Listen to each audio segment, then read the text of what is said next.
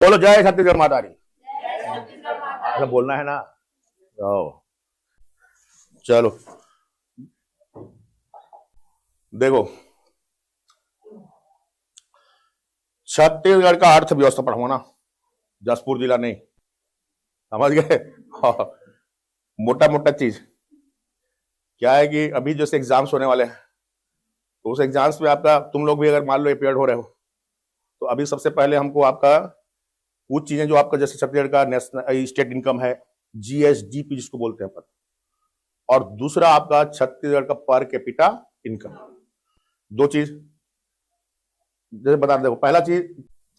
पहला चीज आपका जीएसडीपी, ये क्या होता है इसको समझना पहला,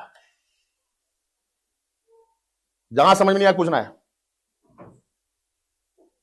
दूसरा आपका आधार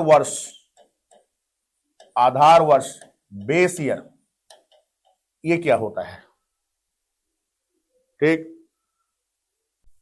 बेस ईयर दो चीज हो गया।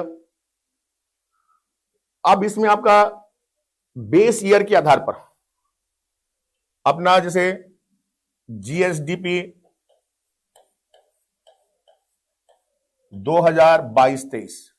2022-23 का कितना है,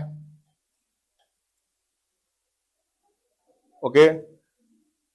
इसमें पहला बेस ईयर के आधार पर, मतलब स्थिर मूल्य के आधार पर, जिसको अपना परमानेंट जो आपका ईयर, अपना परमानेंट जो होता है जिसको बेस ईयर बोलते, उसके आधार पर। और दूसरा प्रचलित मूल्य के आधार पर, करेंट प्राइस के आधार पर, बेस प्राइस के आधार पर और करेंट प्राइस के आधार पर। बेस ईयर कांस्टेंट रहेगा, बताऊंगा अभी मैं, पढ़ेंगे अपन, ओके। दो चीज ध्यान देना है, एक तो आपका जीएसडीपी 2022-23 बेस प्राइस के आधार पर या स्थिर मूल्य के आधार पर, दूसरा आपका प्रचलित मूल्य के आधार पर, जिसको हम बोलते हैं आपका करेंट प्राइस, ठीक है। साथ ही इसमें अपना 2021-22 से कितना प्रतिशत ग्रोथ रेट रहा, यह ध्यान देना है, ग्रोथ कितना हुआ, ओके। इसके बाद जीएसडीपी में आपका जो आपका जीएसडीपी या जीडीपी जो होता है, या अर्थव्यवस्था जो है, उसके अंदर को जिस प्रकार से आपका क्लासिफाइड करते हैं, कौन कौन सा सेक्टर होता है, जैसे कि आपका फर्स्ट प्राइमरी सेक्टर, फिर आपका सेकंड आपका सेकेंडरी सेक्टर, और तीसरा आपका टर्सरी सेक्टर, ये ध्यान देना है।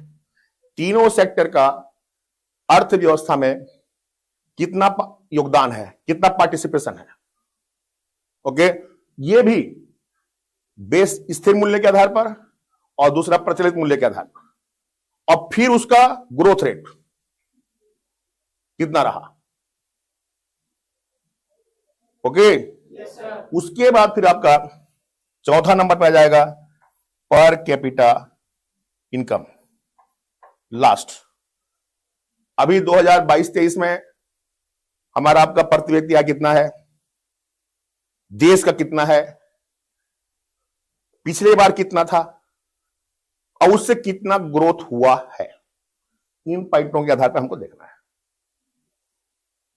ओके। जहां समझ में नहीं आया पूछना है मेरे को। देखो, पहला होता है आपका जीएसडीपी, छत्तीसगढ़ में हम इसको जीएसडीपी बोलते हैं, ग्रास स्टेट डोमेस्टिक प्रोडक्ट। देश में इसको जीडीपी बोलते हैं, ग्रास डोमेस्टिक प्रोडक्ट। एक बात, देश या नेशनल लेवल पर जीडीपी होता है, जीडीपी से आपका तुम्हारा जीएनपी होता है, उसके बाद एनएनपी होता है, एनआई होता है, फिर पर कैपिटा इनकम होता है। अलग अलग क्लासिफिकेशन है, हमारे छत्तीसगढ़ में ऐसा नहीं है, दो ही है, एक तो जीएसडीपी और दूसरा आपका पर कैपिटा इनकम, दो ही होता है, ओके। तो किसी भी राज्य का जीएसडीपी उस राज्य के एक जो फाइनेंशियल ईयर होगा, जैसे आपका 1 अप्रैल से 31 मार्च, इस दौरान हमारा जो आपका देश राज्य है, इस राज्य की कुल आय कितना हुआ। ओके, उत्पादन के आधार पर भी और सेवा क्षेत्र सर्विस दोनों को मिलाकर के साल भर में आय कितना हुआ, उसको हम क्या बोलेंगे, आपका जीएसडीपी। ओके, सेम आपका जीडीपी होता है नेशनल लेवल पे, ग्रॉस डोमेस्टिक प्रोडक्ट, लेकिन वहां पर आपका जो विदेशी लोग होते हैं, उनका हमारे देश में रहने का आय जुड़ेगा घटेगा आदि बातें होती है। चूंकि हम स्टेट लेवल का पढ़ रहे हैं, छत्तीसगढ़ का पढ़ रहे हैं यहां पर, इसलिए आपका विदेशी व्यक्ति हमारे छत्तीसगढ़ में रहते हैं कि बाहर में रहते हैं, इन बातों से कोई मतलब नहीं। ओके, इसलिए हमको यहां पर आपका विदेशी लोगों के बारे में कोई विचार नहीं करना है। वो देश का जब हम जीडीपी पढ़ते हैं तब आपका बाहर के व्यक्ति हमारे यहां रहते हैं, हमारे लोग बाहर गए हैं, उनका जुड़ेगा घटेगा आदि बातों को हम ध्यान देते हैं। यहां पर सीधा एक फाइनेंशियल ईयर, जैसे 1 अप्रैल से 31 मार्च, इस दौरान राज्य के जो कुल आय है उसको हम क्या बोलेंगे, आपका जीएसटी। ओके, कुल आय में 2 चीज होता है, एक तो उत्पादन वाला पार्ट और दूसरा सेवा वाला पार्ट। कुल उत्पादन का बाजार मूल्य क्या था और कुल सेवा से हमने कितना अर्न किया, दोनों का योग। क्लियर, इसमें कोई दिक्कत? हाँ, 1 अप्रैल से 31 मार्च,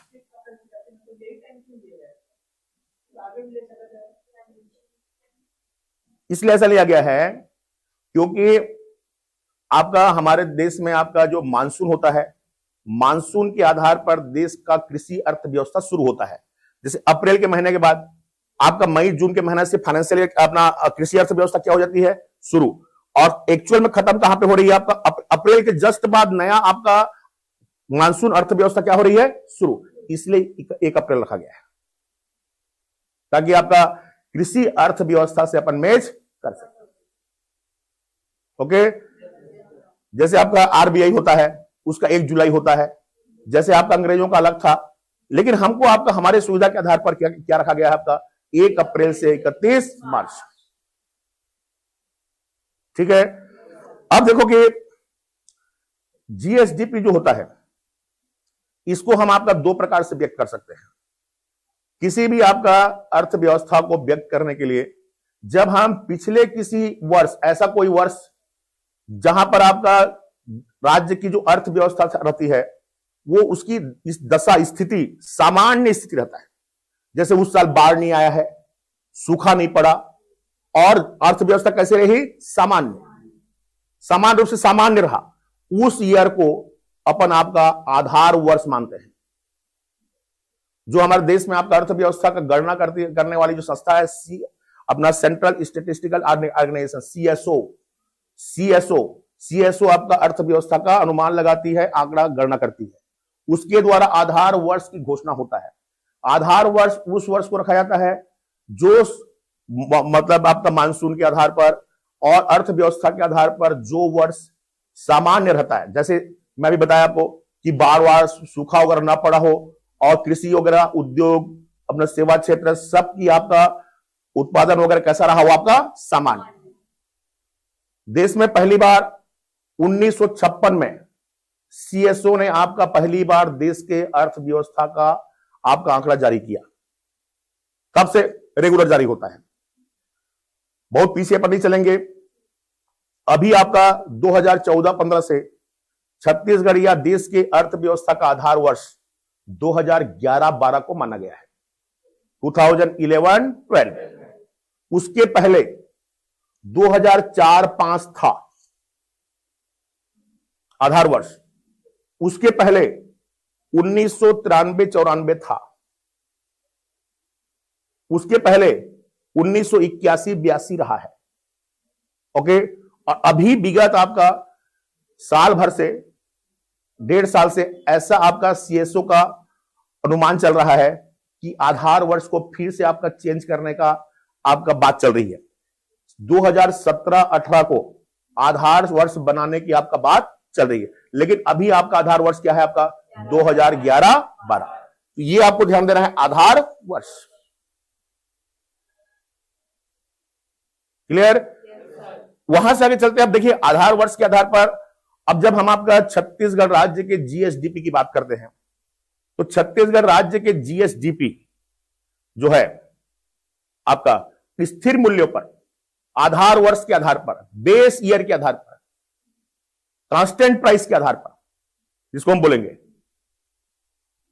2,89,00,000, 2,89,89 लाख 8,241 रुपए है। मैं बता दूं इसको, ओके, 2,89,08,241 करोड़ रुपए। मोटा मोटा ध्यान देना है, 2,89,08,241 ये स्थिर मूल्यों पर है। ओके, इसमें कोई दिक्कत? जो कि 2021-22 में 2,74,00,000 2,74,00,000 लगभग था, उससे 8% अधिक है, 8%। ओके, अभी आपका 2,89,08,241 है। 21-22 में अबाउट 2,74,00,000 था, उससे 8% क्या है आपका? ज्यादा है। ये ध्यान देना है। ओके, जबकि प्रचलित मूल्य के आधार पर,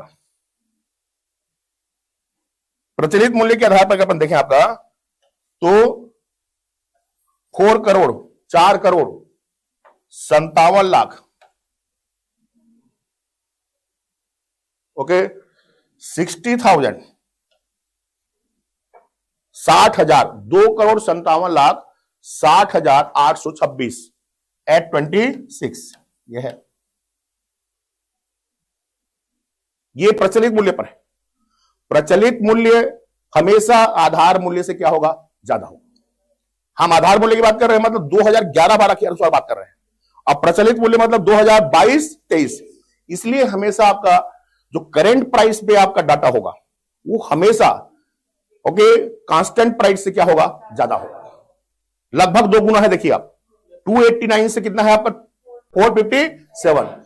ये जो 457 है 2021-22 में, 21-22 में एग्जैक्ट 4 करोड़ था, 4,60,000 था, लगभग आपको याद रखना है, लगभग 4 करोड़।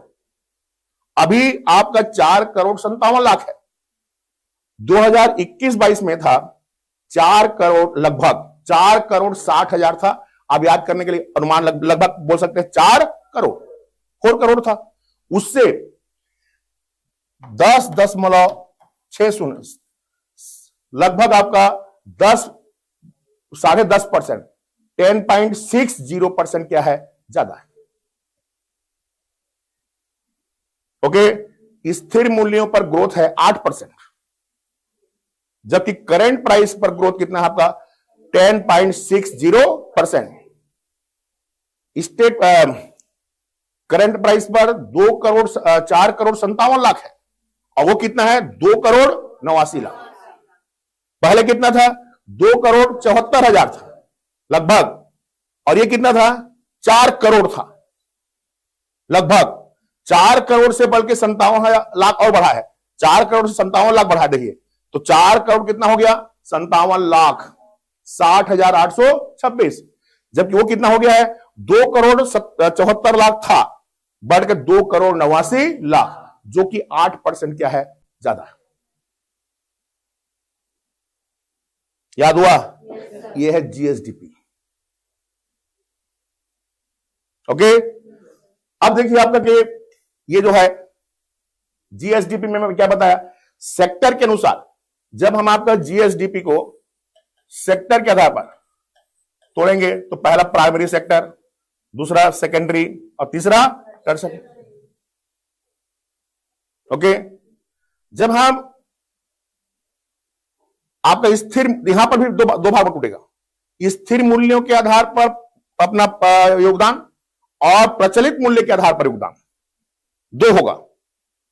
ओके, तो वर्तमान जो हमारी आपका जीएसडीपी है, इसमें स्थिर मूल्यों के आधार पर अगर हम कांस्टेंट प्राइस या बेस प्राइस के आधार पर देखें, ओके, तो 16%, ओके, 16 आपका 91, 16.91% प्राइमरी सेक्टर।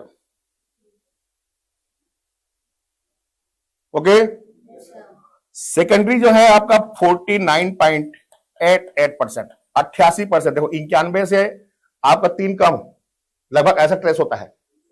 16 और 49, 16 91 है, 1691, 4988 सेकेंडरी का है, और टर्सरी सेक्टर 33.21%, 33-21। ये स्थिर मूल्यों पर जीएसडीपी में तीनों सेक्टर का योगदान। पहला सेक्टर लगभग 16%, दूसरा लगभग 49% और तीसरा लगभग 33%। एग्जैक्ट आंकड़ा मैं लिख दिया हूं, तीनों को मिलाओगे तो 100%। ये स्थिर मूल्य पर है। ओके, लेकिन जब हम प्रचलित मूल्य की बात करें तो प्रचलित मूल्य में थोड़ा सा ध्यान देना है, 16 बढ़ के 21 हो जाएगा, 49 बढ़ के 42 हो जाएगा। 49 वाला कम हो रहा है, देखो 42, पहला वाला 16 से 21 और ये 33 से 35।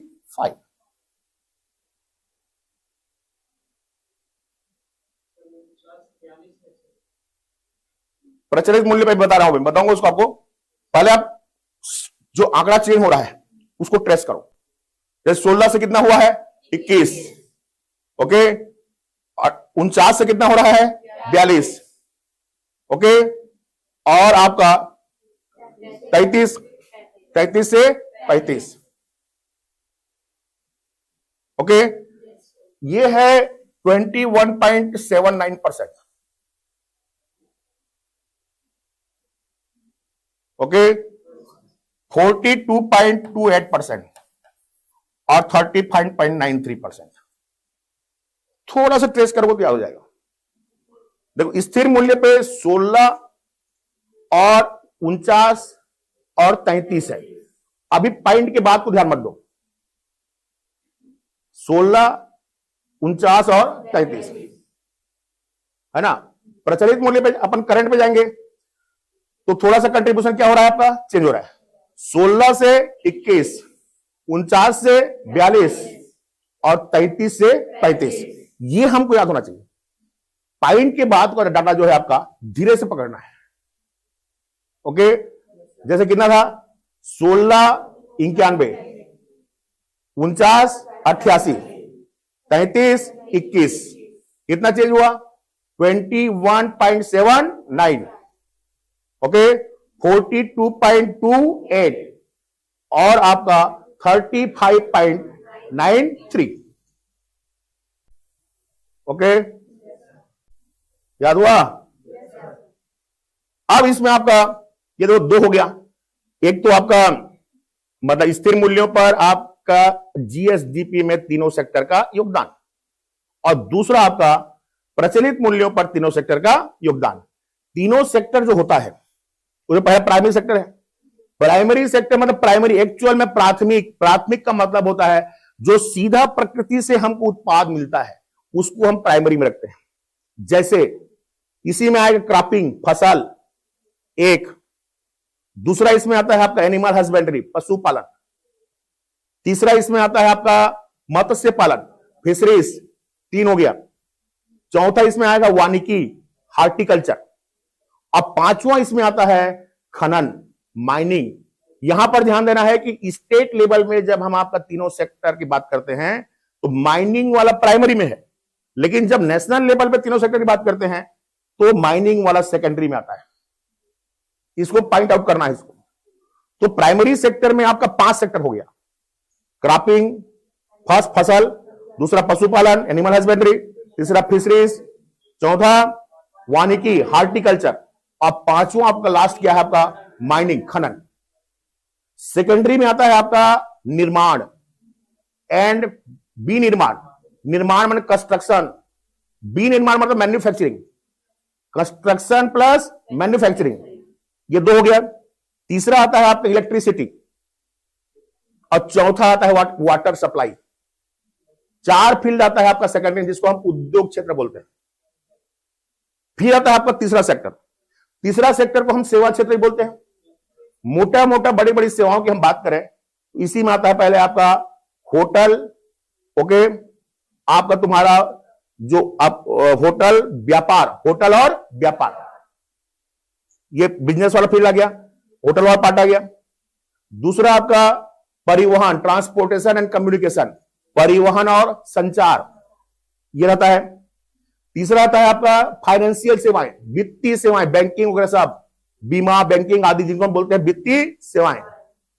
चौथा आता है आपका लोक प्रशासन की सेवाएं, पब्लिक सर्विस वाला, जितना हमारा प्रशासन वगैरह की सर्विस होते हैं। इस प्रकार से मेजर जो आपका सर्विस सेक्टर है उनको मिलाकर बोलते हैं अपन आपका तृतीय क्षेत्र, ओके, जिसमें ये आपका योगदान है। अगर इन योगदान की बात करें अपन, तो अगर इसका हम 2021-22 से 22-23 में ग्रोथ की बात करते हैं तीनों सेक्टर का, ओके, पहला सेक्टर का आपका 5.93 5.93, देखो 5 से बढ़ के दूसरा हो जाएगा 7.83, 5.93, 7.83, और तीसरा है 9, देखो 5-7-9, 2 का अंतर, 5-7-9, 5.93, ओके, 7.83, और लगभग आप याद कर सकते हैं 9.5, 9.5 बोलो चलेगा। कितना प्रश्न बन जाएगा आपका? जबरदस्ती आपका हर पॉइंट को मेरिट वाला बात नहीं होना चाहिए, लगभग भी बनेगा। वो दो जैसे याद हो गया, वो दोनों याद अच्छे से याद हो जाएगा, क्योंकि 5.93 है और आपका 7.83 है। अब तीसरा को पॉइंट को मेरिट बोलेगा तो आपका जबरदस्ती उलझेगा, उसको क्या कर देना 9.5। ये तीनों सेक्टर का अलग अलग क्या रहा आपका ग्रोथ रेट 2021-22 से 22-23 में। ओवरऑल ग्रोथ तीनों का अगर देखें अपन, ओवरऑल ग्रोथ रहा 8%, ओवरऑल ग्रोथ रहा 8%, जिसमें प्राइमरी का है आपका लगभग 5.5, सेकेंडरी का है लगभग 7.5, और आपका टर्सरी का लगभग 9.5। एग्जैक्ट बोलोगे तो 5.93, 7.83 और लगभग 9.5।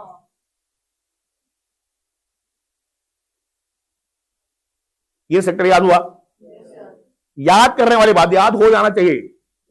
अगर ढंग से एक बार सुनोगे और टेस्ट करोगे तो आराम से याद होगा। और ये अभी जैसे तुम्हारा लोग अभी एग्जाम होने वाला है, कोई भी एग्जाम हो, चाहे वो आपका अपना टीचर की भर्ती हो, चाहे अभी आपका तुम्हारा जो अपना हॉस्टल वार्डन वाला है ना, एसआई का एग्जाम, मेंस एग्जाम होने वाला है, सब में कुछ ना कुछ एक आध प्रश्न यहां से पूछ ही देता है। ओके, ये हो गया आपका तुम्हारा अपना जीएसडीपी। जीएसडीपी के तीनों क्षेत्र का ग्रोथ रेट प्रचलित मूल्य पर, स्थिर मूल्य पर, ये पूरा आपका पार्ट हो गया। अब देखिए आपका एक पार्ट है पर कैपिटा इनकम, क्या हमारा प्रति व्यक्ति आय रहा। ओके, इसको भी एकदम एग्जैक्ट आप याद करने की आवश्यकता है। लगभग 1,33,000 अभी 2022-23 में लगभग 1,33,000 हमारा पर कैपिटा क्या है आपका इनकम छत्तीसगढ़ राज्य का। ओके, जो कि पिछले बार 2021-22 में 1,20,704 था, लगभग 1,20,000 था। अभी हो गया 1,33,000, 10.93% ज्यादा है।